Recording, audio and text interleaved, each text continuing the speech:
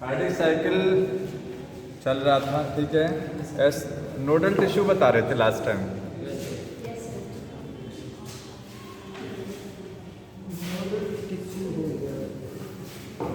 खत्म कर दिया वो। ऐसे नोड था टीबी नोड, एबी नोड, इसके बाद bundle of bundle seat, bundle आके पीजे फाइबर,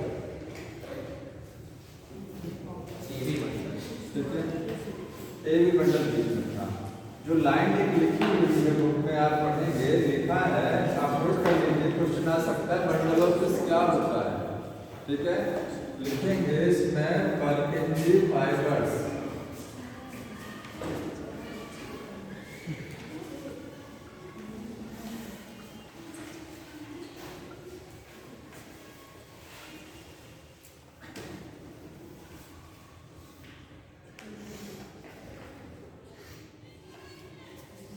बंडल और फिश एक डायग्राम ऐसे एक्टिव बनाया इस तरीके से। देखिए ये एक्टिव हो गया, ठीक है।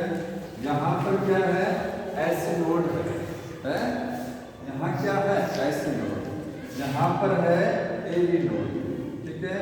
एबी नोड से आगे इस तरीके से पास हो रहा है और ये बाइफरकेट कर गया, देख रहे हैं ये आगे क्या हो गया, बाइफरकेट कर गया ब्रांचेस से। मतलब ये जो यहाँ पर ये सेप्टम है, वेंट्रिकल, एक वेंट्रिकल दूसरा वेंट्रिकल, बीच में क्या है, पार्टीशन, इंटरवेंट्रिकुलर सेप्टम है। यहाँ से ये तो परकिंजी फाइबर समझ में आता है कि ये क्या है, परकिंजी फाइबर, समझ रहे हैं ना। वेंट्रिकल की वॉल में जो फाइबर्स होते हैं उनको क्या बोलते हैं, परकिंजी फाइबर्स। इसके बाद ये जो लेफ्ट साइड में निकल रहे हैं फाइबर और राइट साइड में, सबको मिलाकर के क्या बोलते हैं, बंडल ऑफ फिश। ये लाइन लिखी है, कुल को सबको मिला करके लेफ्ट साइड में जो बंडल फाइबर्स ये वाला और ये वाला, उससे जो ब्रांचिंग है, ब्रांचिंग को क्या बोलते हैं, परकिंजी। और ये लेफ्ट राइट में जो येलो कलर का आप देख रहे हैं पार्टीशन, वो सबको मिला करके क्या है, बंडल ऑफ फिश। सब ठीक सर जी। हाँ, ये जाके इधर भी पूरा फैला रहा है, पूरा पूरा वेंट्रिकल की वॉल में वो फाइबर्स नजर आएंगे, इधर भी हर तरफ रहेंगे, ठीक है। अब एक क्वेश्चन आता है कि अगर ऐसे नोड का काम क्या होता है, मेन है, पेस मेकर ऑफ हार्ट है, हार्ट के इलेक्ट्रिकल इंपल्स को जनरेट कराता है, जनरेट सब कराते हैं, लेकिन मेन कौन कराता है, ऐसे नोड 70 to 75 टाइम्स जनरेट कराता है, ठीक। वो नेचुरल पेस मेकर है, समझ में आया। और अगर ऐसे नोड को काट दिया जाएगा, ऐसे नोड किसके कंट्रोल में रहता है, वेगस नर्व के।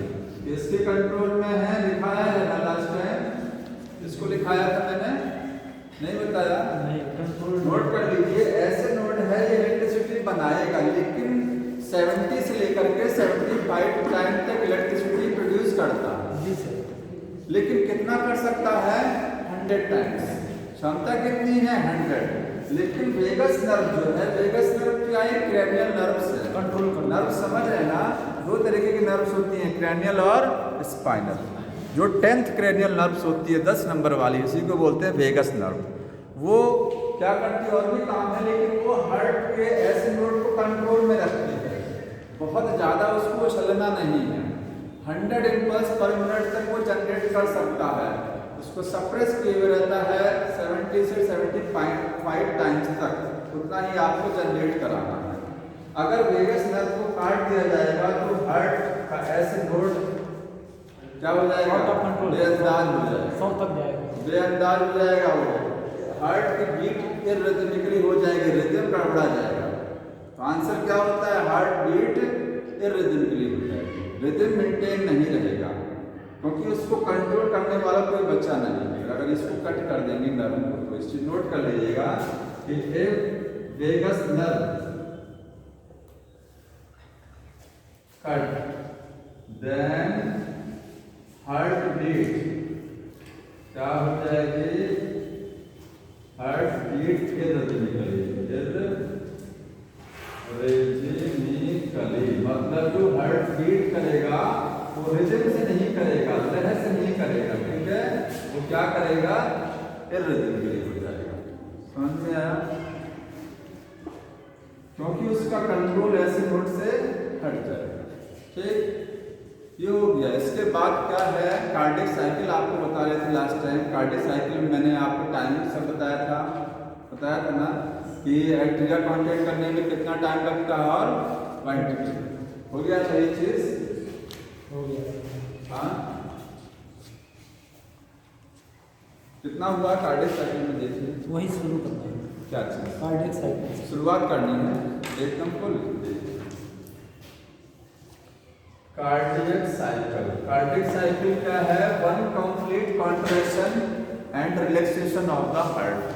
हार्ट एक बार कॉन्ट्रैक्ट किया, एक बार रिलैक्स किया, सारे इवेंट को मिला करके क्या बोलते हैं? एक कार्डियक साइकिल बोलते हैं। ठीक है, वन कंप्लीट। हाँ, one complete contraction and relaxation and relaxation of heart. अगर मैं कह रहा हूं हार्ट कॉन्ट्रैक्ट कर रहा है तो इसका मतलब मैंने क्या बताया था? वेंट्रिकुलर कॉन्ट्रैक्शन होता है। हार्ट में मेन चैम्बर कौन सा होता है? वेंट्रिकल। हार्ट कॉन्ट्रैक्ट कर रहा है इसका मतलब वेंट्रिकल कॉन्ट्रैक्ट हो रहा है। ठीक है, तो एक बार हार्ट का पूरा कॉन्ट्रैक्ट कर जाना, एक बार रिलैक्स कर जाना, एक हार्ट बीट के इक्विवेलेंट होता है। वन हार्ट बीट बोलते हैं इसको। ठीक है, तो एक कार्डिक साइकिल में कितना टाइमिंग लगता है? जो कि 72 टाइम बीट करता है 1 सेकंड में, 60 सेकंड में। 60 सेकंड का मतलब 1 मिनट में, 1 मिनट में इतना बीट करता है। तो एक कार्डिक साइकिल में कितना टाइम लगेगा? 60/72 टाइम। जितनी बार बीट कर रहा है, जितने समय में कर रहा है, उसको डिवाइड कर देंगे तो आ जाएगा 0.8 सेकंड का टाइम। ये एक कार्डिक साइकिल का टाइम होता है। एक हार्ट बीट में कितना टाइम लगता है? 0.8 सेकंड। समझ में आ रहा है? अब इस 0.8 सेकंड में क्या क्या होता है? तो इसमें कहेंगे एक बार एट्रिया कॉन्ट्रैक्ट करता है। तो जब एट्रिया का मतलब ऊपर वाले चैम्बर जब कॉन्ट्रैक्ट करेंगे तो नीचे वाले चैम्बर रिलैक्स करेंगे। एट्रिया कॉन्ट्रैक्ट करेगा, वेंट्रिकल रिलैक्स करेगा, वेंट्रिकल कॉन्ट्रैक्ट करेगा, एट्रिया रिलैक्स करेगा। ये होता ना, दोनों एक एक बात जो कॉन्ट्रैक्शन और रिलैक्सेशन करते हैं। इसको अगर इस तरीके से डायग्राम में देखेंगे तो ये देखिए इस तरीके से आता है। 0.8 सेकंड का जो टाइमिंग है उसको अगर हम देखते हैं तो कितना टाइमिंग लगता है? तो एट्रिया जो सिस्टोल का मतलब समझ रहे हैं? कॉन्ट्रैक्शन। और एट्रिया डायस्टोल का मतलब रिलैक्सेशन। इसी तरीके से वेंट्रिकुलर सिस्टोल, वेंट्रिकल का कॉन्ट्रैक्शन और वेंट्रिकुलर क्या है? डायस्टोल। यही तो होता है ना ये कार्डिक साइकिल में, यही इवेंट होते हैं। ठीक, एट्रिया को ऊपर वाले चैम्बर जो होते हैं कितनी देर तक कॉन्ट्रैक्ट करते हैं? 0.1 सेकंड। कितना टाइमिंग है इसका? 0.1 सेकंड का टाइमिंग। एट्रिया का सिस्टोल दोनों एक साथ कॉन्ट्रैक्ट करेंगे। दोनों को कॉन्ट्रैक्ट करने में 0.1 सेकंड लगेगा। ठीक है, एट्रिया का डायस्टोल होता है 0.7 सेकंड। हो गया, दोनों को मिला दिया 0.8 सेकंड। इसी तरीके से वेंट्रिकल जब सिस्टोल करेंगे तो 0.3 सेकंड का टाइम लगता है और डायस्टोल जब वेंट्रिकल रिलैक्स स्टेज में आएंगे तो 0.5 सेकंड का टाइम लगेगा। 0.5 सेकंड का। इसको अगर यहाँ और एक चीज और होती है कि हार्ट का कभी रिलैक्स करता है? हार्ट कभी रिलैक्स नहीं करता है तो करता है 0.4 सेकंड के लिए। एक हार्ट बीट में, एक धड़कन में वो 0.4 सेकंड आराम करता है। तो आराम तो ये भी हो रहा है, डायस्टोल रिलैक्सेशन ही तो है, ये भी आराम है। दोनों चैम्बर आराम करते हैं। दोनों चैम्बर क्या है? एट्रिया भी रिलैक्स है और वेंट्रिकल भी रिलैक्स है, पूरा हार्ट रिलैक्स है। ठीक है, दोनों चैम्बर रेस्ट कर रहे हैं। 0.4 सेकंड इसी को बोलते हैं जॉइंट डायस्टोल। जॉइंट का मतलब एक साथ, तो जॉइंट डायस्टोल होता है डायस्टोल। ये है 0.4 सेकंड का टाइम। इसको समझ लीजिए कैसे ये आता है 0.4 सेकंड। यहाँ पे समझ में आएगा ये?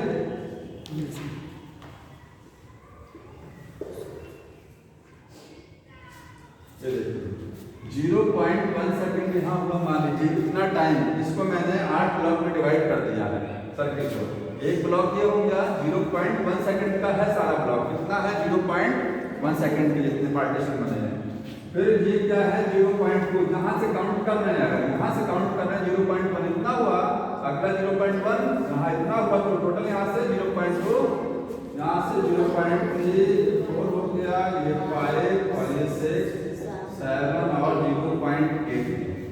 ठीक है, एट्रिया जो कॉन्ट्रैक्ट करता है, ये मान लीजिए इतने एरिया में एट्रिया क्या कर रहा है, सिस्टोल कर रहा है। सिस्टोल का मतलब कॉन्ट्रैक्शन। ये देखिए इतना बना है, इसको बना लीजिएगा इतना 0.1 सेकंड के लिए, इसको डायग्राम में दिखा रहे हैं 0.1 सेकंड के लिए क्या कर रहा है, एट्रिया कॉन्ट्रैक्ट कर रहा है।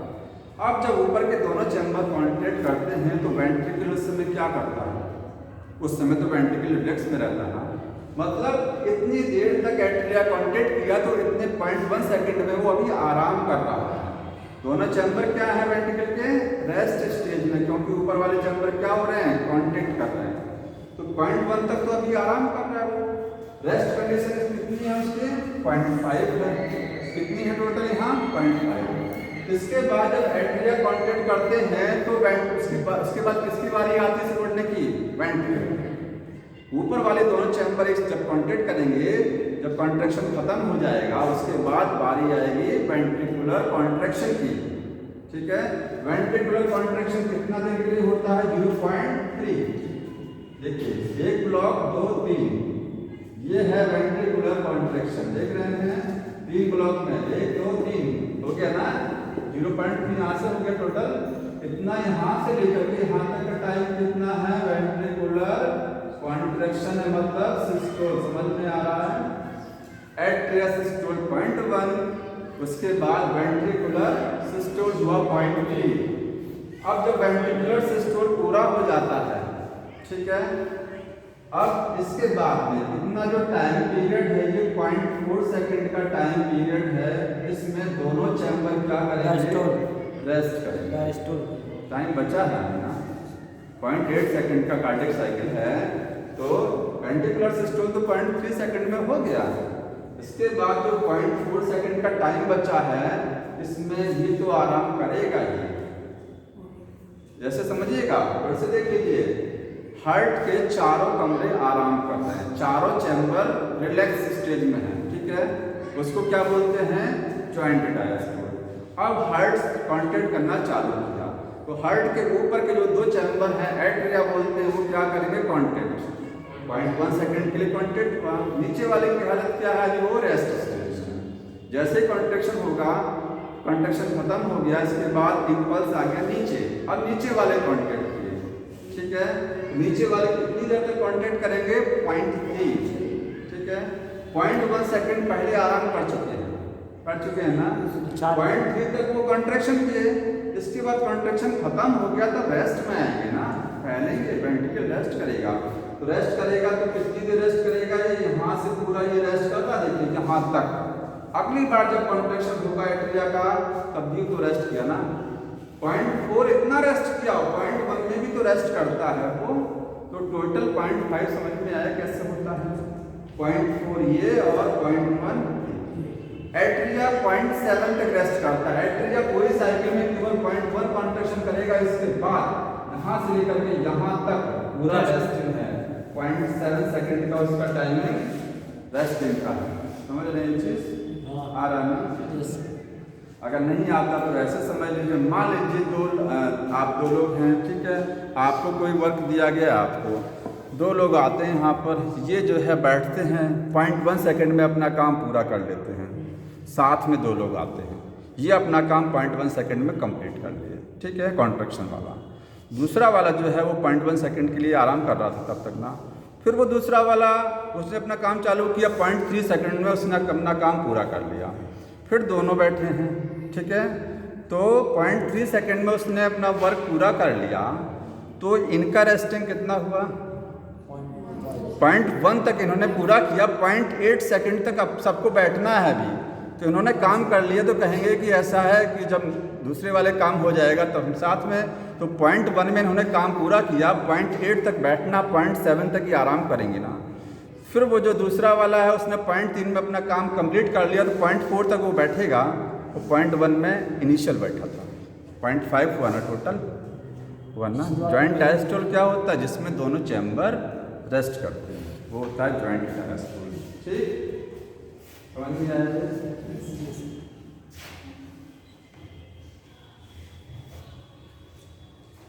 सर इसके जी बाद हाँ बोलिए। खाली का कंट्रैक्शन वाले को जोड़ते हैं, रिलैक्सेशन वाले को टाइम नहीं जोड़ते हैं किसमें? इसी में। सब टाइमिंग एक कार्डियक साइकिल में 0.8 का टाइम लगता है। कैसे लगता है आपको यहाँ से क्लियर हुआ?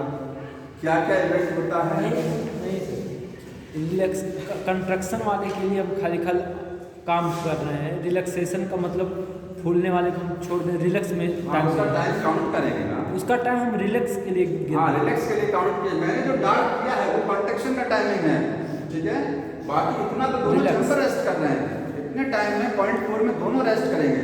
वेंट्रिकल के पास 0.1 का इधर भी है, 0.5 और एट्रिया के पास इसको छोड़ करके सारा है। सर जी रिलैक्स करेंगे, लेकिन उतने टाइम में तो वो तो फूले का अपना एरिया बढ़ा के खून ऊपर से आए, गंदा खून, डीऑक्सीजनेटेड ब्लड, आरटीआर। आपको यहाँ से हाँ वो बात ठीक है, यहाँ से डायग्राम से समझ में आया ना कि ये जो है चीज़ समझ में आई। लेकिन हम जो 4 सेकंड आपको रेस्ट करता है, तो वो 4 सेकंड रेस्ट वो मैं बता रहा हूँ। वो हाँ, वो 4 सेकंड वो समझ लीजिए, वो इम्पोर्टेंट है। 0.4 सेकंड। एक चीज़ और देखिए, हार्ट जो होता है एट्रिया है, ठीक है। ये क्या है? Atria.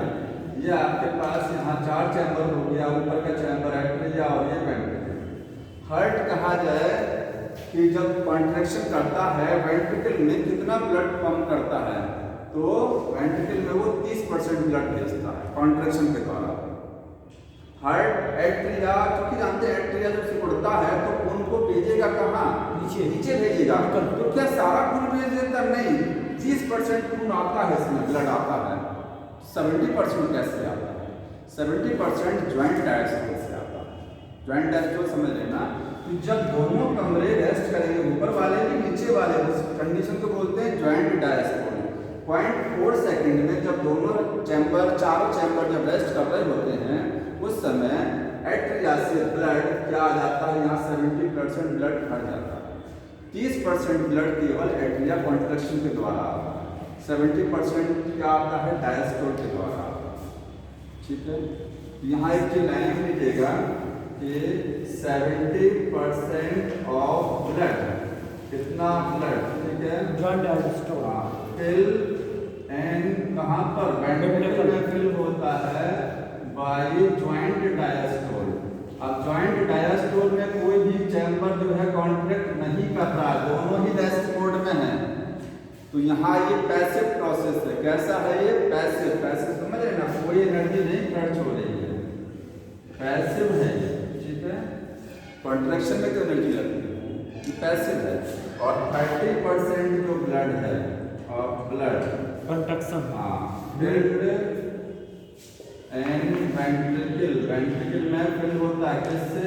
By contraction of atria, contraction of atria. ये एक्टिव है क्योंकि एट्रिया जो है कॉन्ट्रैक्ट कर रहा है, इसका मतलब एनर्जी खर्च हो रही है, कॉन्ट्रैक्शन हो रहा है। 30% कॉन्ट्रैक्शन से आता है, आगे 70% पैसिव ट्रांसफर से आता है, ठीक है। इसी के साथ साथ एक चीज और है यहाँ, ESV एक चीज होती है और एक होता है EDP। इसको समझ लीजिए, EDP है और एक है ESV, ठीक है।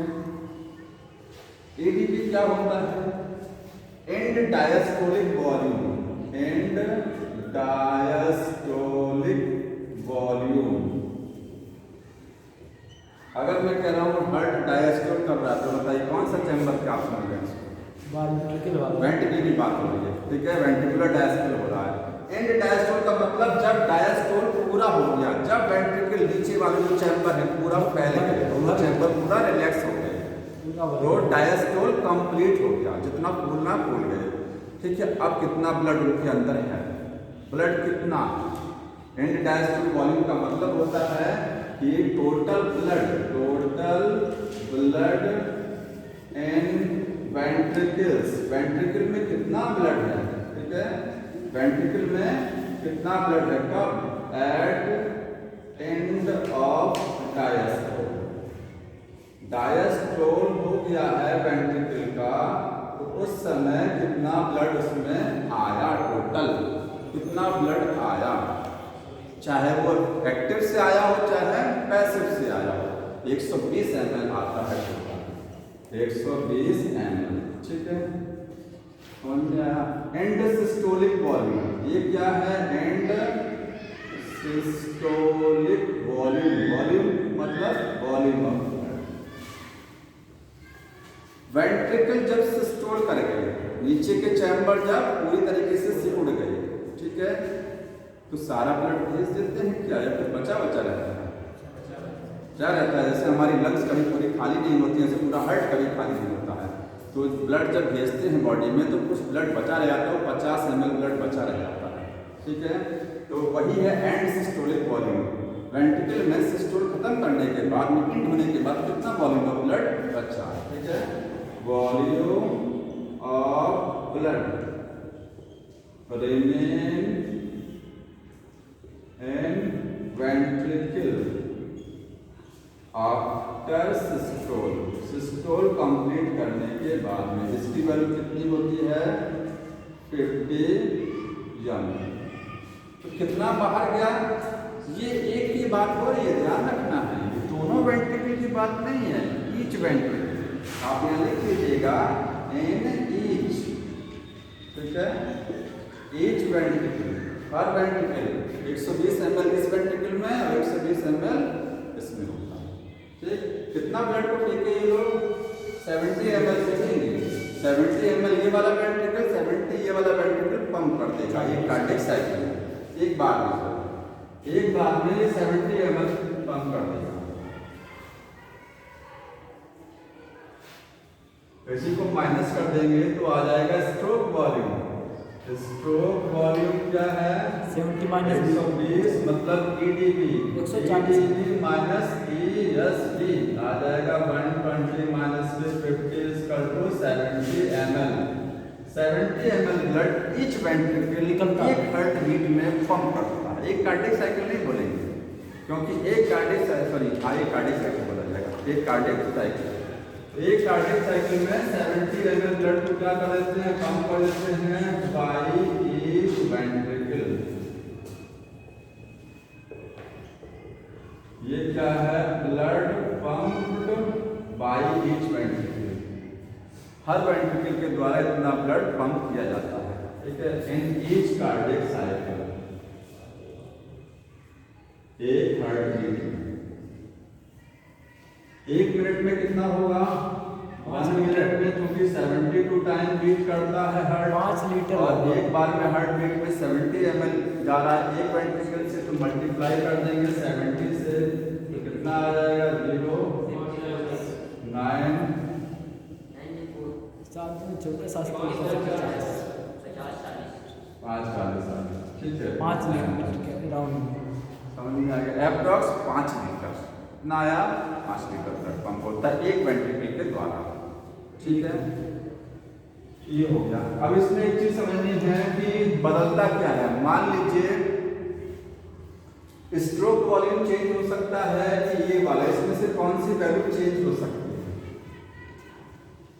हार्ट जो है फेलियर हो गया, हार्ट ढंग से काम नहीं कर रहा है, हार्ट बीट डिस्टर्ब हो गई है, कॉन्ट्रैक्शन फास्ट हो गया, वेंट्रिकल का साइज बढ़ गया, वेंट्रिकल बढ़ गए हैं और रिलैक्सेशन बहुत देर तक हो रहा है। वेंट्रिकल जब रिलैक्स करते हैं तो ज़्यादा ही देर तक रिलैक्सेशन हो रहा है, 0.5 के लिए रिलैक्स करते हैं ना, 0.5 के लिए वो 0.7 तक रिलैक्स करते हैं, वैल्यू कौन सी चेंज होगी, ESB, ये जान कर लीजिए, ये वाली वैल्यू जो होती है कौन सी वाली, 70 ml जो ये वाली वैल्यू फिक्स रहती है, ये क्या है, फिक्स है, नोट कर लीजिएगा, ये कभी नहीं बदलेगा, 50 ml रहना ही है उसमें, चाहे हार्ट चाहे जैसे काम कर रहा है, बदलेगा ये वाला EDB मीन्स कितना ब्लड आएगा, अगर हार्ट वेंट्रिकल का साइज बड़ा है तो ज़्यादा ब्लड आएगा, वेंट्रिकल का साइज बढ़ गया है तो ऊपर से ज़्यादा ब्लड नीचे आएगा। ठीक है, तो 120 की जगह क्या हो जाएगा, ये वैल्यू बढ़ जाएगी, और वेंट्रिकल तेजी से कॉन्ट्रैक्ट कर रहे हैं तो 70 ml के बजाय 80 ml ब्लड को पंप कर देंगे, लेकिन रहेगा 50 ml फिक्स हो। ठीक है, तो नोट कर लीजिएगा कि स्ट्रोक वॉल्यूम एंड एडीबी में चेंज, ये चेंज हो सकता है। Value of stroke volume and ADB में चेंज, वो फिक्स होता है 50 ml। ठीक, तो ये चेंज हो गया इधर। हार्ट बीट मैंने बता दिया था ना। हाँ, 70 बार नहीं, वो सॉरी, हार्ट साउंड लब और डब बता दिया था। हाँ, हो गया था वो। कार्डिक आउटपुट यही है, कार्डिक आउटपुट नोट कर लीजिएगा क्या है ये, कार्डियक आउटपुट। तो बताइए एक चीज कि क्या कार्डिक आउटपुट भी बदल सकता है? ये 5040 वाली वैल्यू बदल सकती है। हाँ, बदलेगा, जैसे स्ट्रोक वॉल्यूम बदलेगा तो ये बदलेगा। स्ट्रोक वॉल्यूम कब चेंज हो सकता है? फिजिकल एक्सरसाइज कर रहे हैं, हार्ट बीट बढ़ गया, देखिए नोट कर लीजिएगा कि स्ट्रोक वॉल्यूम कब चेंज होगा। वो चेंज कब होगा? एक्सरसाइज के टाइम पर, एक्सरसाइज के टाइम पर चेंज होगा, क्योंकि एक्सरसाइज के टाइम पर हार्ट बीट क्या हो जाती है? बढ़ जाती है। ठीक है, हार्ट रेट क्या हो जाएगा? इंक्रीज कर जाएगा। ठीक, तो हार्ट रेट अगर इंक्रीज कर गया तो स्ट्रोक वॉल्यूम बढ़ गया। स्ट्रोक वॉल्यूम चेंज हुआ तो क्या हो जाएगा? कार्डिक आउटपुट भी चेंज हो जाएगा, क्योंकि 70 से वैल्यू क्या हो जाएगी? चेंज। ये चीज सर जी कम भी होता होगा। हाँ, कम भी हो जाता है, रोगी होने पर 70 से कम भी हो जाता है। कब बीपी लो पे? हाँ, वो भी जब ब्लड प्रेशर कम रहेगा तो ब्लड कम होगा। आगे देखिए, ब्लड प्रेशर क्या होता है? ब्लड प्रेशर बताइए, सर जी बताइए। बंडल हाफ ये सब चीज इसमें पढ़ाया गया, लेकिन दिया कार्डियक साइकिल। कोई बात नहीं है। ब्लड प्रेशर क्या है? हाँ, ब्लड प्रेशर का मतलब होता है कि it is the pressure that is created by the blood on the wall of artery. हमारा ब्लड हमारी आर्टरी पर कितना प्रेशर लगा रहा है, इसी प्रेशर को क्या बोलते हैं? Blood pressure. हार्ट जब ब्लड को पंप करता है तो आर्टरी में भेजता है। उन आर्टरी के अंदर जब ब्लड बहता है तो वो ब्लड आर्टरी की वॉल पर कितना प्रेशर लगा रहा है। ठीक, इसी को बोलते हैं ब्लड प्रेशर। ब्लड प्रेशर कहाँ मेजर किया जाता है? तो ब्लड प्रेशर को आप यहाँ जो रेडियल आर्टरी होती है, ये आर्टरी कौन सी है? नवजात रेडियल आर्टरी, और यहाँ पर जो आर्टरी है ब्रैंकियल आर्टरी। ठीक है, जब मशीन से चेक करते हैं तो ब्रैंकियल आर्टरी चेक करते हैं, और यहाँ पर ये क्या है? रेडियल। तो ब्लड प्रेशर को रेडियल आर्टरी में, रेडियल आर्टरी और ब्रैंकियल आर्टरी। कौन सी वाली ब्रैंकियल? लेफ्ट आर्म, जो लेफ्ट साइड की है, इसमें लगाते हैं। ऐसा एक्टेड इसमें पता लगेगा ना। ठीक है, क्योंकि इधर साइड का जो वेंट्रिकल होता है वही तो ब्लड को भेजता है आपकी बॉडी में, ये तो लंग्स में भेज रहा है। ठीक है, इधर का जो वेंट्रिकल है लेफ्ट साइड का, डायग्राम पे देखिए इस तरीके से तो होता है। ये वाला वेंट्रिकल जब ब्लड पंप करेगा तो इस साइड में यहाँ पर एक्टेड पता लगेगा आपको कितना ब्लड प्रेशर है। कितनी वैल्यू होती है इसकी? 120/80। 120 क्या है? सिस्टोलिक है, और ये क्या है? डायस्टोलिक। इसमें नापते हैं millimetre of mercury column, millimetre of HG। ये हाईएस्ट है और ये लोएस्ट है। ठीक, इसके बाद एक होता है पल्स प्रेशर। क्या होता है? Pulse pressure. पल्स प्रेशर कैसे निकालते हैं? सिस्टोलिक 120 में से आप 80 को माइनस कर देंगे, कितना आएगा? 40 आएगा। 40 मिलीमीटर ऑफ मरकरी, ये है पल्स प्रेशर। ठीक, तो दोनों को माइनस करने के बाद जो वैल्यू आती है ये pulse pressure. Blood pressure change होता है ठीक है, एज के अकॉर्डिंग चेंज होता है, डिजीज होती है चेंज होता है, एक्सरसाइज करते हैं उसमें बीपी चेंज होता है, बहुत सारी करते सर हैं। जी स्टेथोस्कोप से कैसे क्या पता लगा? स्टेथोस्कोप क्या है? इंस्ट्रूमेंट है, ठीक है, उससे हम ब्लड प्रेशर पता लगाते हैं। कैसे? वो जो डॉक्टर ज्वेलरी जिसको बोलते हैं, है ना, डॉक्टर की ज्वेलरी वही तो है स्टेथोस्कोप। स्फेग्मोमैनोमीटर क्या इंस्ट्रूमेंट है, ठीक है, जिससे हम बीपी पता लगाते हैं, और जो साउंड सुनते हैं वो क्या है? स्टेथोस्कोप।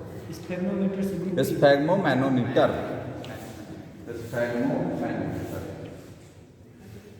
ये हो गया काम। सर जी कैसे पता लगाते हैं? धड़कन से? किससे? स्टेथोस्कोप वाला। और क्या साउंड सुनते हैं, साउंड से पता लगाते हैं। सर जी उतना अंदाजा लगाते हैं हाँ। तेज है किसी को। देखिए आगे का टॉपिक है ECG। ECG क्या है? इलेक्ट्रोकार्डियोग्राम। इलेक्ट्रोकार्डियोग्राम या इलेक्ट्रोकार्डियोग्राफ। अब ग्रामोग्राफ क्या है? जैसे इलेक्ट्रोकार्डियोग्राफ है वो मशीन का नाम है, इलेक्ट्रोकार्डियोग्राम क्या है? वो पेपर पर जो स्ट्रिप निकलती है, ठीक है, मतलब हार्ट की एक्टिविटी को मेजर करना है तो कैसे मेजर करेंगे? हार्ट कैसे काम कर रहा है, ढंग से काम कर रहा नहीं कर रहा है, वेंट्रिकल तेज तो नहीं पंप हो रहे हैं, ठीक है, ज़्यादा टाइम तो नहीं लगा रहे हैं कॉन्ट्रैक्शन में, रिलैक्सेशन में ज़्यादा टाइम तो नहीं लग रहा है। हार्ट की सारी एक्टिविटी को मेजर करने वाला टेक्निक है ECG। क्या करता है? Major heart activity, electrical activity, electrical activity of heart. Heart की इलेक्ट्रिकल एक्टिविटी कैसी है, ठीक सर जी है? अगर ये बंद हो जाता है आदमी मर जाता है। हाँ, तो ECG जो होता है उसमें अगर पर्सन में कार्डियक अरेस्ट होता है, ध्यान सुनिएगा, क्या होता है? Cardiac arrest. एक लाइन सीधी हो जाती है कंप्यूटर पर, की आवाज, पर्सन डाई हो गया, cardiac arrest. Heart failure, heart attack, cardiac arrest अलग है, ठीक है। हार्ट का ढंग से काम न करना हार्ट फेलियर होता है, पर्सन डेथ हो जाना कार्डियक अरेस्ट होता है। कौन जा रहा है? Cardiac arrest. तो ECG में दो चीजें हैं, एक है इलेक्ट्रोकार्डियोग्राम, ये क्या है? मशीन है। ECG करने वाली मशीन का नाम क्या है? Paper strip. इलेक्ट्रोकार्डियोग्राम क्या है? ये पेपर स्ट्रिप है, मतलब जो रिपोर्ट आती है ECG की उसको क्या बोलते हैं? इलेक्ट्रोकार्डियोग्राम। ये रिपोर्ट है जिस पर एक्टिविटी दिखाई देती है पेपर स्ट्रिप का। और इलेक्ट्रोकार्डियोग्राफ, इलेक्ट्रोकार्डियोग्राफ नाम से लगता है, थोड़ा सा अपोजिट माइंड में करके चलना है। जैसे ग्राफ से तो लगता है कि वो ग्राफ का रिप्रेजेंटेशन है, पेपर होगा, लेकिन वो ग्राफ क्या है? मशीन का नाम है। ये क्या है? मशीन। ECG वाली मशीन को क्या बोलते हैं? इलेक्ट्रोकार्डियोग्राफ, ठीक है, अपोजिट होता है। समझ में आ रहा है? अब ECG कैसे करते हैं? तो इसके लिए आप क्या लगाते हैं? इलेक्ट्रोड लगाते हैं। अगर नॉर्मल ECG करने हैं, नॉर्मल, बहुत ज़्यादा समस्या नहीं है, नॉर्मली ECG करना है, तो उसमें केवल 3 इलेक्ट्रोड लगाए जाते हैं। इलेक्ट्रोड क्या होता है? चिमटा टाइप से क्लम्प लगाते हैं, जहाँ लगाएंगे, जहाँ लगाएंगे, और लेफ्ट एंकल पर लगाएंगे, दोनों रिस्ट पर लगाएंगे और लेफ्ट एंकल पर लगाएंगे, ठीक है। तो नॉर्मली अगर नॉर्मल ECG करनी है तो उसमें केवल 3 ही लगता है। 2 इलेक्ट्रोड लगते हैं एट रिस्ट पर, 1 एट ईच। हर रिस्ट पर क्या है? एक इलेक्ट्रोड अटैच, और दूसरा क्या है? 1 at left ankle. Left ankle पर एक इलेक्ट्रोड लगा दिया जाता है, ठीक है। और ज़्यादा डिटेल अगर करना है, डिटेल ECG करनी है, तो उसमें एडिशनल इलेक्ट्रोड लगाए जाते हैं। वो कहाँ लगते हैं? Chest region. लाइन लिखा हुआ बुक में कि अगर डिटेल ECG करनी है तो एडिशनल जो लगाएंगे हम इलेक्ट्रोड, वो कहाँ लगाएंगे? चेस्ट।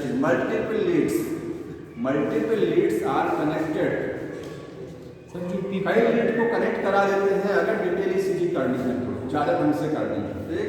तो नॉर्मली तो 2 हो गया ये, और इन डिटेल अगर आपको डिटेल में चाहिए तो multiple leads required for attachment also connected body. कहाँ कनेक्टेड कराएंगे? चेस्ट। चेस्ट। 6 भी कनेक्ट करा लेते हैं, 6 लीड लगा देते हैं, 9 भी लगा देते हैं, ठीक है। तो ये हो गया, ये लीड लगाते हैं। उसके बाद में देखिए अब ईसीजी का जो ग्राफ बनता है वो किस स्टैंडर्ड ग्राफ बनता है इस तरीके से।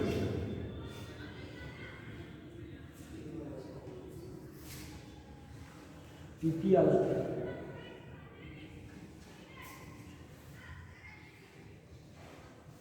ऐसे बनता है। ये एक कार्डियक साइकिल का ग्राफ है। हार्ट एक बार जब बीट करता है, धड़कता है, तो ऐसा ग्राफ पेपर पर नजर आता है, ठीक है। एक कार्डियक साइकिल का है या एक हार्ट बीट का है। एक हार्ट बीट में होता क्या क्या है आपको बताता है। एक बार एट्रिया कॉन्ट्रैक्ट करेगा, एक बार वेंट्रिकल, एक बार एट्रिया रिलैक्स करेगा, एक बार वेंट्रिकल रिलैक्स करेगा, ये तो होता है ना। तो इसमें थोड़ा सा इसी को ध्यान से समझिएगा। एक चीज जानते हैं कि पोलराइजेशन क्या होता है और डीपोलराइजेशन और रीपोलराइजेशन क्या होता है। पोलराइजेशन किसको बोलते हैं और डीपोलराइजेशन, रीपोलराइजेशन क्या होता है और एक होता है रीपोलराइजेशन। तो बताएंगे क्या है ये। हार्ट की मसल्स, हार्ट की जो मांसपेशियां होती हैं, कार्डियक मसल, वो कॉन्ट्रैक्ट करेंगी, वो पोलराइज्ड होंगी, रीपोलराइज्ड होंगी, डीपोलराइज्ड होंगी, तब हार्ट कॉन्ट्रैक्ट और रिलैक्स करता है। मांसपेशी में संकुचन और सिकुड़न होता है। तो ये 3 टर्म है, बताएंगे कोई पोलराइजेशन का मतलब क्या है। एकदम फुल्ली रेस्ट स्टेट, एकदम रेस्ट कर रहा है हार्ट, डायस्टोल कंडीशन में रेस्ट कर रहा है, मतलब चैम्बर फूला हुआ है। अगर वेंट्रिकल रेस्ट कर रहा है, इसका मतलब वेंट्रिकल पूरा फूल गया, जितना उसको एक्सपेंड करना चाहिए वो एक्सपेंड कर गया, पूरा रेस्ट है। एट्रिया रेस्ट कर रहा है, इसका मतलब एट्रिया फुल्ली डायस्टोल में है। दोनों चारों चैम्बर एक साथ भी तो रेस्ट करते हैं, चारों चैम्बर एक साथ भी रेस्ट करते हैं। तो ये होता है पोलराइजेशन। याद रखिए, पोलराइजेशन का मतलब होता है डायस्टोल, डायस्टोल या फिर रेस्ट कंडीशन, इसी को बोलते हैं रेस्ट कंडीशन।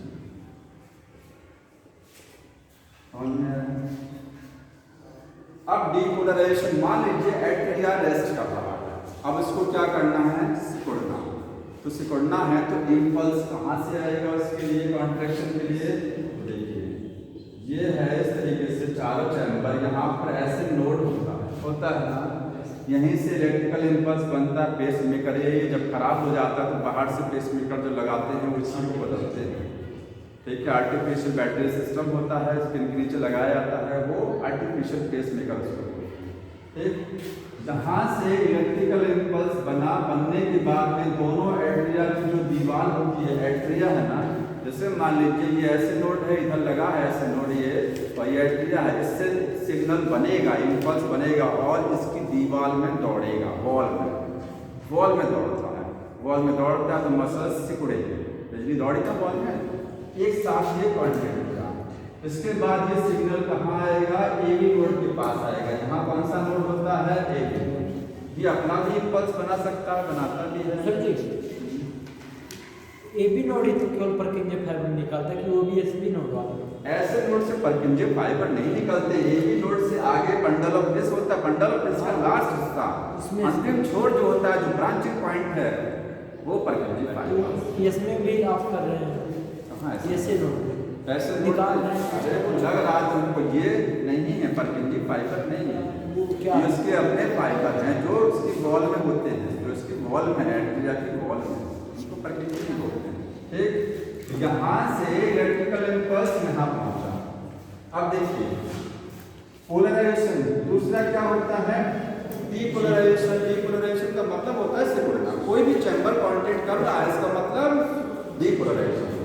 ये क्या है, कॉन्ट्रैक्शन, कॉन्ट्रैक्शन। इसी को आप क्या बोल सकते हैं, सिस्टोल। क्या बोलते हैं, सिस्टोल बोलते हैं, ठीक है। डीपोलराइजेशन, और डीपोलराइजेशन के बाद में क्या होता है, रीपोलराइजेशन। अब देखो थोड़ा सा इसमें कंफ्यूजन होगा। देखिए ये हार्ट के चैम्बर है, कोई भी एक चैम्बर है, ये रेस्ट मोड में पूरा फूला हुआ, चाहे एट्रिया हो चाहे वेंट्रिकल रेस्ट। इसको क्या बोलेंगे हम, इसको बोलेंगे ये पोलराइज्ड स्टेट में है, पूरा डायस्टोल है, रेस्ट कंडीशन है। अब जब इसमें इलेक्ट्रिसिटी आती है, चाहे जहाँ से आए, ये कॉन्ट्रैक्शन चालू कर दिया, कॉन्ट्रैक्ट हो रहा होता हो गया कॉन्ट्रैक्ट, क्या हो गया ये डीपोलराइज्ड। इसके बाद अब ये रिलैक्सेशन चालू कर रहा है, यहाँ तो समझ में आया ना डीपोलराइज्ड। डीपोलराइज्ड क्या है, अब ये फैलना चालू कर रहा है, फैलना चालू जब एक्सपेंड करता है, जितनी देर तक वो एक्सपेंड करेगा उतनी देर तक वो बोलेंगे डीपोलराइजेशन। जैसे पूरा फूल गया पोलराइज्ड, लास्ट स्टेज इसकी पोलराइज होती है। डीपोलराइजेशन का मतलब होता है एक्सपेंड करना, फैलना चैम्बर, जब तक वो फैलता है तब तक वो डीपोलराइज हो रहा है। जैसे ही पूरा फूल गया अब नहीं होगा, तब वो बोलेंगे अब वो रेस्ट में आ गया, तो पोलराइज बन गया। पोलराइज का मतलब पूरा एक्सपेंड करके, जब तक वो एक्सपेंड कर रहा है तब तक उसको सिग्नल मिल रहा है ना, एक्सपेंड करने के लिए सिग्नल मिल रहा है, सिग्नल मिलेगा तो वो रीपोलराइज हो जाएगा। ठीक है, तो रीपोलराइज का मतलब क्या होता है, बिगेनिंग ऑफ, यही लाइन लिखी गई है, बिगेनिंग ऑफ टैचिस कॉन्ट्रैक्शन चल रहा है, बिगेन हो गया, चालू हो गया।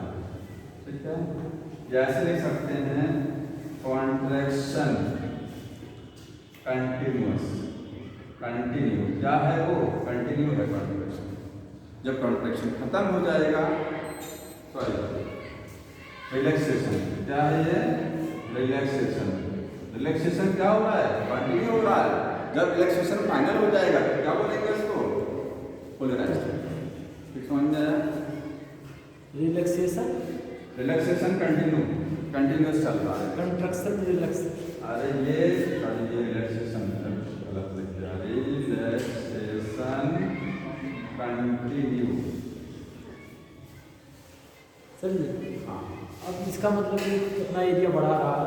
हाँ, जब पूरा एरिया बढ़ा लेगा तो बोलेंगे वो आ गया पोलराइज्ड स्टेट में। जब तक वो एरिया बढ़ाता है तब तक बोलते हैं रीपोलराइज्ड, जब एरिया कॉन्टैक्ट करता है तब बोलते हैं इसको।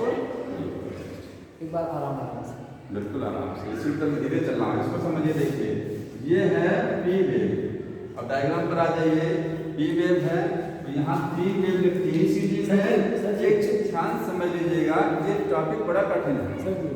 इसी में टाइम वाला बता दीजिए, उसके हिसाब से जैसे वहाँ पर बताया गया था कि जब डायस्टोल हो रहा है 5 सेकंड में, तो यहाँ पर हम समझने बताएंगे इसमें सर, इसमें पोलराइजेशन, डीपोलराइजेशन। अभी इसे ग्राफ पर देखिए वो चीज ना, उस ग्राफ पर देखिएगा, यहाँ से समझ में आएगा। देखिए कितनी वेव, ईसीजी में एक चीज ध्यान रखना है, डायस्टोल नहीं दिखाया जाता। क्या क्या ईसीजी ग्राफ में नहीं दिखता है, क्या क्या नहीं देख पाएंगे आप, नोट कर लीजिए ईसीजी में क्या नहीं दिखता है।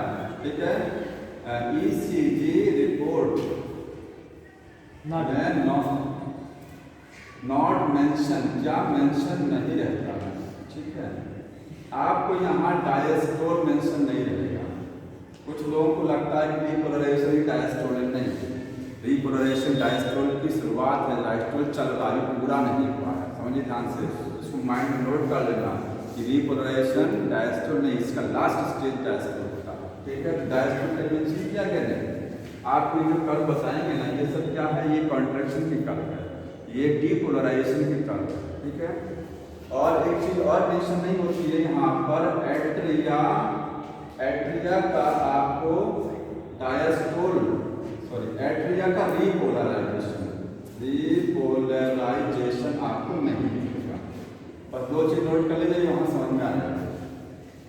डायस्टोल वहां नहीं दिखता है, ठीक है, और एट्रिया का रीपोलराइजेशन। अब देखिए कितनी वेव है इसमें, मैं आएगी करके लिख रहा हूँ। पहली वेव बुक में लिखी गई है पी वेव, तो पी वेव क्या बताती है, क्या रिप्रेजेंट करती है, ये वाली वेव क्या रिप्रेजेंट कर रही है, इलेक्ट्रिकल, ये रिप्रेजेंट कर रही है एट्रिया का कॉन्ट्रैक्शन बता रही है ना।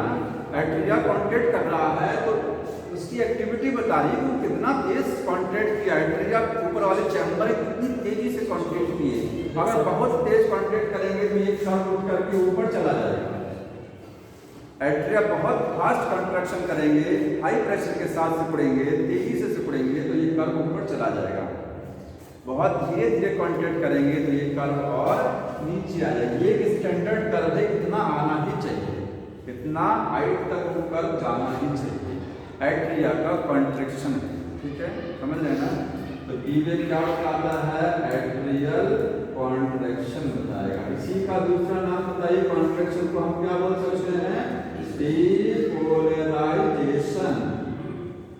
समझ में आया, एट्रिया का डीपोलराइजेशन बताता है B wave. Doctor ECG report को ले जाइए, बड़े एकदम 1 सेकंड में देखेंगे, तुरंत उनको एक्सपीरियंस इतना होता है, आइडिया लग जाता है कि सही है वो गड़बड़, और से नहीं देखता, देखते हैं ना बहुत फास्ट देखते हैं, उनको आइडिया रहता है, ठीक। ये इस तरीके से हो गया है।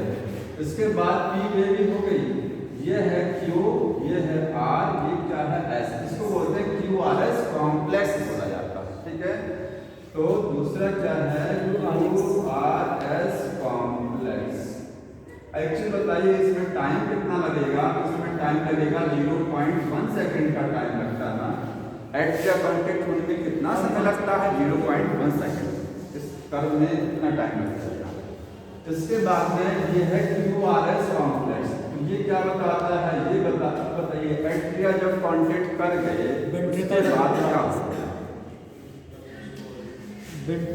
एट्रिया जब कॉन्टैक्ट करेंगे उसके बाद क्या होता है, वेंट्रिकल कंट्रैक्शन, वेंट्रिकुलर का कॉन्ट्रैक्शन आएगा ना। ऊपर वाला चैम्बर है, ऊपर वाले 2 चैम्बर क्या हो गए, कॉन्ट्रैक्ट कर गए, क्योंकि ऐसे नोड ने बिजली बना के भेजा कहाँ, दोनों चैम्बर में, दोनों चैम्बर एक साथ कॉन्ट्रैक्ट।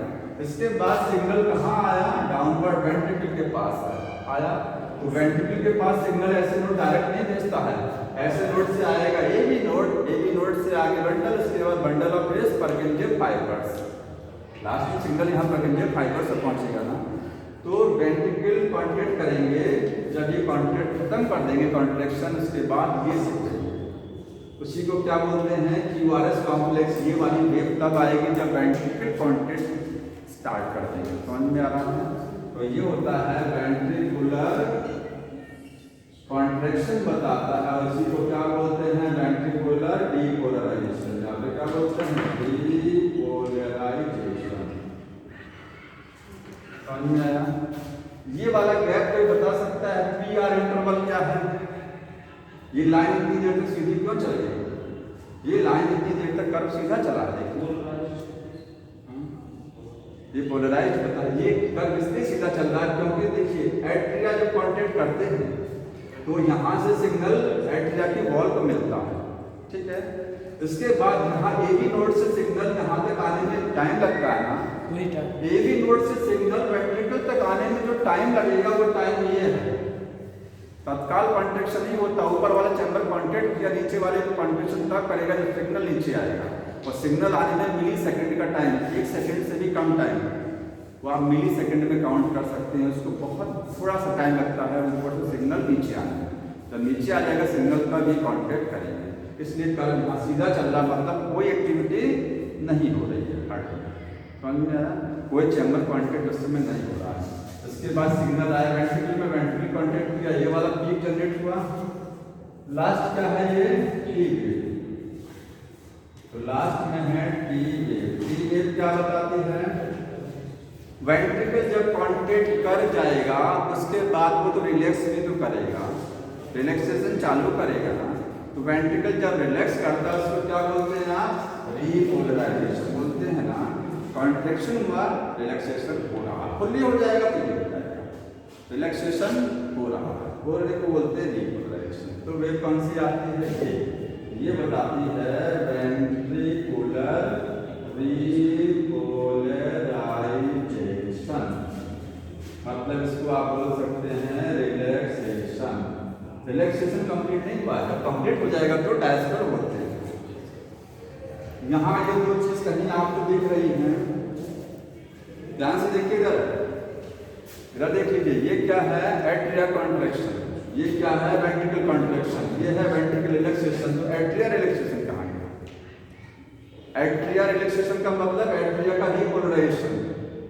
देखिए एट्रिया का कॉन्ट्रैक्शन इसको बोलते हैं एट्रियल डीपोलराइजेशन, वेंट्रिकल का कॉन्ट्रैक्शन इसको बोलते हैं वेंट्रिकल डीपोलराइजेशन, वेंट्रिकल का रिलैक्सेशन इसको बोलते हैं वेंट्रिकल डीपोलराइजेशन। तो एट्रिया का डीपोलराइजेशन नहीं दिखता ना, दिखा ना, एट्रिया का डीपोलराइजेशन नहीं, क्यों नहीं दिखता, कारण है क्योंकि एट्रिया ऊपर वाला चैम्बर है, जब वो कॉन्ट्रैक्ट करता है तो कॉन्ट्रैक्शन में पीक तो जनरेट हो जाती है, भले छोटा सा चैम्बर है लेकिन सिकुड़ेगा तो इलेक्ट्रिकल इम्पल्स जो मशीन होती है वो पता लगा लेती है, उसकी एक्टिविटी को डिटेक्ट कर लेगी।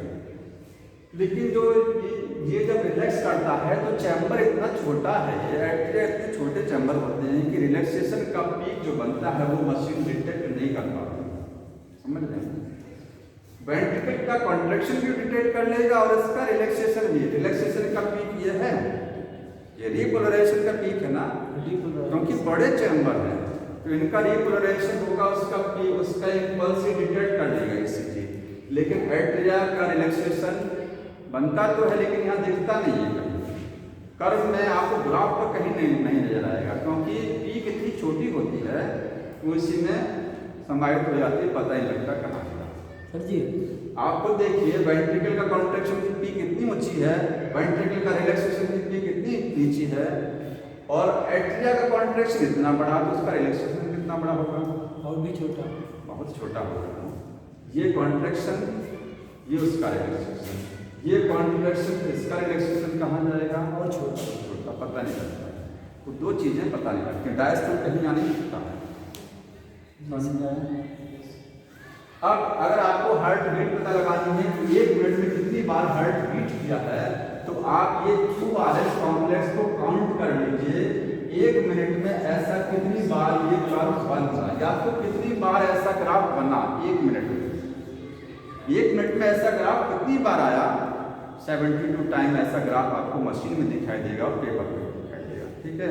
तो ग्राफ को मेजर करने से अच्छा है, आसान तरीका क्या है, यही पीक काउंट कर लीजिए। तो ये तो आप ग्राफ काउंट करने में आसानी नहीं है, पीक काउंट करने में आसानी, कितनी बार पीक ऊपर उठा 1 मिनट में काउंट कर लीजिए। पीक क्या है, QRS कॉम्प्लेक्स है, ठीक है। तो लाइन लिखी गई है कि हार्ट बीट को कैसे मेजर करेंगे, bye counting the number of QRS complex, underline कर लीजिएगा।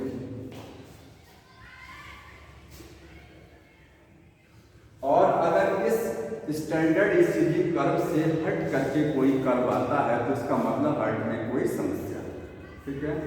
अगर कोई समस्या होगी तो ये कर्व नॉर्मल से थोड़ा सा डेविएट हो जाएगा। डेविएट करने का मतलब देखिए, ऊपर हो सकता नीचे भी। अगर ये कर्व वाला तो बताइए नॉर्मल है कि नॉर्मल है, ये वाला लाइन बढ़ गया, ये लाइन कब हो जाए, एट्रिया से वेंट्रिकल पर सिग्नल पहुंचने में इतना टाइम लगना चाहिए, लग कितना रहा है, कितना टाइम डिले हो रहा है। ये पीक छोटी हो गई तब भी डिस्टर्बेंस क्रिएट है, इसका मतलब वेंट्रिकल का कॉन्ट्रैक्शन फास्ट नहीं हो रहा, वेंट्रिकल प्रॉपर्ली तेजी से कॉन्ट्रैक्ट नहीं कर रहे हैं और धीरे धीरे कर रहे हैं। ये सारी पीक का साइज ऐसा होना चाहिए और इस तरीके का कर्व भी बनना चाहिए नॉर्मली। तो इसी चीज से हम हार्ट की पूरी डिटेल नहीं पता लगा सकते हैं। अगर फुल डिटेल पता लगानी है तो क्या होता है, इको, ठीक है, इको होता है ना हार्ट का, तो उससे आपको डिटेल पता लग जाएगी। वो प्लान है क्वेश्चन लाइए, अब तक के कुछ क्वेश्चन बता दूं, पहले इसी टॉपिक से ओपन कर लो। ये ब्लड है,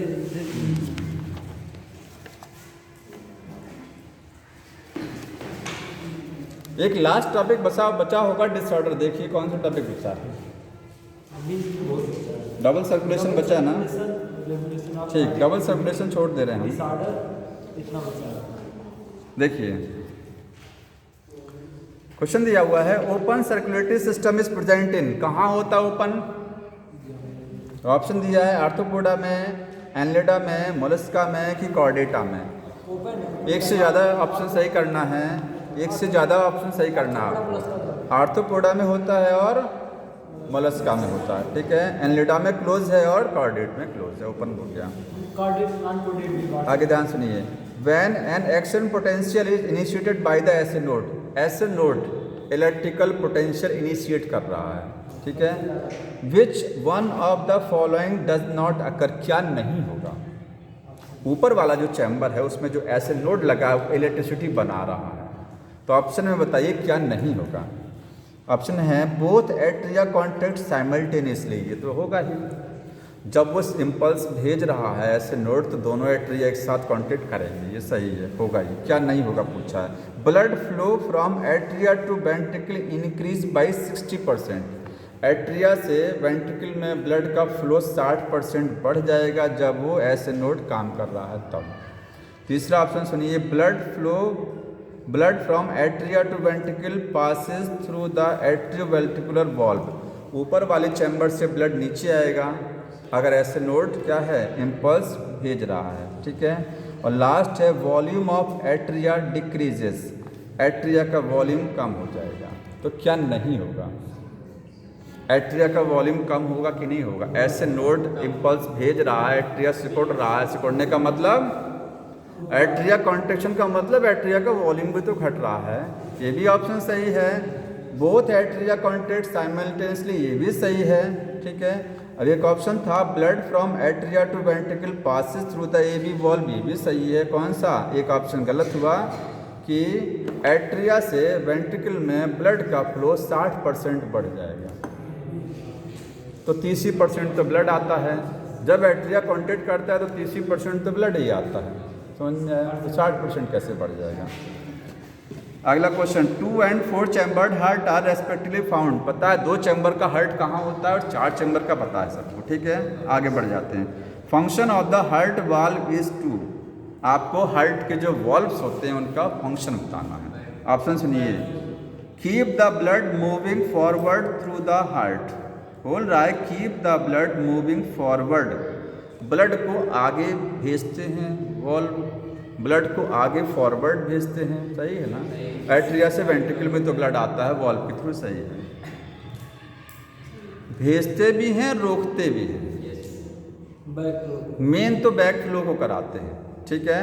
वॉल्व मेनली किस लिए होता है? बैक फ्लो ना हो जाए, बैक फ्लो ना हो जाए, वापस ब्लड कहीं ना चला जाए, इसको रोकने का काम वॉल्व का है। दूसरा ऑप्शन सुनिए, कहाँ गया? Mix the blood thoroughly, blood को मिक्स कराते हैं, ये तो गलत हो गया, ठीक है। Control the amount of the blood pump by the heart, heart कितना ब्लड पंप कर रहा है नीचे उसको कंट्रोल करते नहीं, कोई कंट्रोलिंग नहीं करते हैं ऐसा। Slow the blood down as it passes through the heart, heart से जब ब्लड पास होता है तो उसको धीमे कर देते हैं, ये भी नहीं है। तो पहला वाला सही है कि हार्ट से एट्रिया से ब्लड को नीचे भेजते हैं, वापस ना हो जाए उसको भी रोकते हैं। दोनों काम है वॉल्व का, दोनों का काम क्या है? वॉल्व का। बताइए, एट्रिया आर्टरी में वॉल्व होता है कि नहीं होता है? हमारी आर्टरी में वॉल्व होता है? हाँ, आर्टरी में वॉल्व होता है? नहीं सर, आर्टरी में वॉल्व नहीं है, वेंस में वॉल्व है। ब्लड प्रेशर कहाँ ज़्यादा होता है, आर्टरी की वेंस? आर्टरी। तो आर्टरी में जब ब्लड प्रेशर इतना ज़्यादा है तो वॉल्व की ज़रूरत ही क्या? ब्लड वापस होने का कोई चांस ही नहीं होता, इसलिए आर्टरी में वॉल्व नहीं होते हैं। वेंस जो हमारी हैं उनमें वॉल्व प्रेजेंट होते हैं, क्योंकि वेंस में ब्लड धीरे धीरे बहता है। हमारे शरीर के अंगों से कहाँ आता है? हृदय में आता है, वापस आता है हृदय में ना, ब्लड के वापस होने के चांस हैं, इसलिए वहाँ वॉल्व लगा होता है। जैसे जो मांस खाते हैं उसमें क्या होता है? उसमें जैसे गिरते हैं जब बनाते हैं तो उसमें निकलता है, खून ही नहीं निकलता। क्या चीज़? मांस में खून नहीं निकलता है, केवल ऐसे थोड़ा थोड़ा लाल रहता है लेकिन खून निकलता नहीं। तो उसकी तो आर्टरी सब कट गई है ना, तो ब्लड जितना निकलना था निकल गया ना वो। अब बाकी कैपिलरीज का ब्लड है जो थोड़ा बहुत बचा हुआ है। आगे सुनिए ध्यान से। सर जी, वैसे इंसान का भी हमको क्वेश्चन बता देंगे, ठीक है। आगे देखिए, how many cardiac cycle perform पर मिनट, 1 मिनट में कितना कार्डियक साइकिल परफॉर्म होता है? 72 time. Volume of the cardiac output is 70 निकलने वाला। बोल रहा है कार्डियक आउटपुट का वॉल्यूम क्या होगा? ऑरिकल का वॉल्यूम मल्टीप्लाई वेंट्रिकल का volume, stroke volume multiply heart beat, ये सही है, ये सही है ना। 70 बात कर। हाँ, heart beat of a person increase at the time of the interview during the secretion of, interview हो रहा है, किसी पर्सन का हार्ट बीट बढ़ गया, क्यों बढ़ गया? तो सब ये एसबी नोड वाले ज़्यादा थे, क्यों बढ़ गया? उसको टेंशन हो रही है, घबराहट हो रही है, क्यों हो रही है? क्योंकि एड्रेनलिन जो एड्रेनल ग्लैंड है किडनी के ऊपर लगी हुई है, वहाँ से कौन सा हार्मोन, अधिवृक्क ग्रंथि बोलते हैं हिंदी में, क्या बोलते हैं? अधिवृक्क ग्रंथि, वहाँ से एड्रेनलिन हार्मोन बनता है, वो आपके हार्ट बीट को, ब्लड प्रेशर को बढ़ा देता है, समझ में आया? स्ट्रेस हार्मोन है, इसलिए हार्ट बीट बढ़ जाती है। एड्रेनलिन कहाँ निकलता है? किडनी के ऊपर एड्रेनल ग्लैंड जो होती है, एड्रेनल ग्लैंड से। इंक्रीज क्या करता है? एक हाँ स्ट्रेस। आगे क्वेश्चन देखिए, सिस्टोल कॉजेज, सिस्टोल से क्या होता है? Entry of the blood into the lungs, ये तो पता है, बहुत आसान है, छोड़ दीजिए। Pacemaker of the heart is S node. एक बताइए पेस सेटर क्या होता है? अगर किसी को पता हो पेस सेटर पेस मेकर ऐसे नोड और हार्ट क्या है? पेस मेकर मेकर तो पता है, पेस सेटर क्या होता है? आता है question, pacesetter of heart A V node. कैसे समझ लीजिए, ए बी नोड। सेटर का मतलब क्या होता है? सेटिंग करने वाला, ठीक है, उसको नॉर्मलाइज करने वाला। पेस सेटर क्या है? ये ऊपर का चैम्बर हुआ एट्रिया, यहाँ क्या लगा है? एस ए नोड, ठीक है। नीचे के चैम्बर क्या हो गए? वेंट्रिकल, यहाँ लगा हुआ है ए बी नोड। ऐसे नोड से जब इलेक्ट्रिकल इंपल्स बन के ए बी नोड पर आता है, ए बी नोड से कहाँ जाएगा? वेंट्रिकल। मान लीजिए ए बी नोड, ऐसे नोड से सिग्नल आया, ए बी नोड से सिग्नल नीचे जा रहा है, किसके लिए जा रहा है? वेंट्रिकल को कांटेक्ट कराने के लिए। जब तक ये सिग्नल यहाँ तक नहीं पहुँच जाएगा तब तक अगला सिग्नल ऐसे नोड नहीं भेजेगा, समझ रहे हैं? जब तक ये सिग्नल ए बी नोड जो सिग्नल यहाँ से रिसीव किया है, ए बी नोड कहाँ से रिसीव किया है? ऐसे नोड से। तो जब तक ये सिग्नल पूरा वेंट्रिकल लास्ट तक नहीं पहुँच जाएगा तब तक ये अगला सिग्नल रिसीव नहीं करेगा, क्योंकि भाई कॉन्ट्रैक्शन करा रहे हैं तो खाना खा रहे हैं, पचेगा तो दोबारा तभी तो खाएंगे, पहले डाइजेस्ट तो नहीं देंगे। तो जब तक ये ए बी नोड सिग्नल यहाँ तक नहीं भेज देता पूरा लास्ट तक, तब तक ये ऐसे नोड सिग्नल रिसीव नहीं करता है, उसको डिले कर देता है। डिले का मतलब समझ रहे हैं? थोड़ा सा डिले कर देगा, डिले कर देगा सिग्नल यहाँ से यहाँ आने। ये कंट्रोलिंग ए बी नोड करता है, ये कंट्रोलिंग कौन करता है? A V. इसलिए बोलते हैं पेस सेटर है। पल्स को बनाने का काम कौन करता है? ऐसे नोड। सारी इलेक्ट्रिसिटी मेन बनाता है ऐसे नोड, बनाते सब में, ये भी बनाएगा, आगे सब बनेगी। तो पल्स ये बनाता है, लेकिन उस पल्स को सेट कौन करता है? ये पेस सेटर, समझ में आया? अगर इलेक्ट्रिकल इम्पल्स जल्दी यहाँ पर डिले हो रहा है पहुँचने में, तो इसको यहाँ पर क्या कर देगा? इसको भी डिले कर देगा, ठीक है।